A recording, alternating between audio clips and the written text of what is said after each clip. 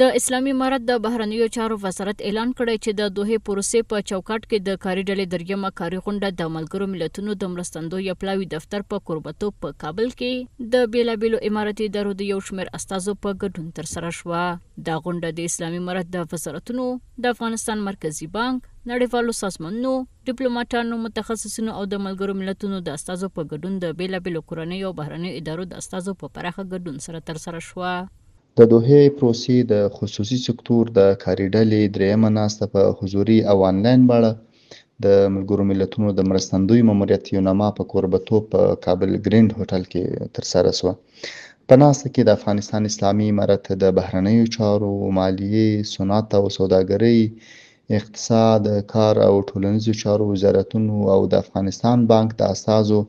د ګډون سربیره د یوناما، ملګرو ملتونو اړوندو ادارو، نړیوالو او سیمه ییزو سازمانونو د ګڼو هیوادونو سفیرانو، استازو او ډیپلوماټانو او اړوندو کاري پوهانو په حضوري او آنلاین توګه ګډون کړی و. په دې غونډه کې ټولو ګډونوالو د هیواد د اقتصادي ودې او پرمختګ د چټکولو لپاره د حکومت او خصوصي سکتور ترمنځ د همکارۍ د دوام او همغږۍ د ښه کولو پر اړتیا ټینګار وکړ او ویل د اسلامي امارت استازي د افغانستان د اقتصادي وضعیت د ښه والي او د خصوصي سکتور د ملاتړ لپاره د نړیوالو او سیمه ییزو سازمانونو سره د اړیکو د پیاوړتیا په لټه کې دي. یاده ناسته په دوو برخو ویشل شوې وه چې لومړی یې د ودې او شمولیت او دویمه یې د همغږۍ او شفافیت پر موضوعاتو متمرکزه وه. د ناستې په لړ کې د افغانستان اسلامي امارت استازو په هیواد کې د اسلامي امارت له حاکمیت را په دې خوا لاسته راوړنې او پرمختګونه شریک کړل. همداراز ګډونوالو هم په خپل وار د افغانستان اسلامي امارت د هڅو او لاسته راوړنو د ستاینې ترڅنګ د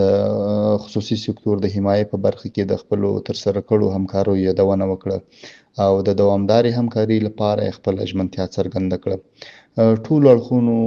ننګونو ته د رسیدو لپاره وړاندیزونه وکړل او په لا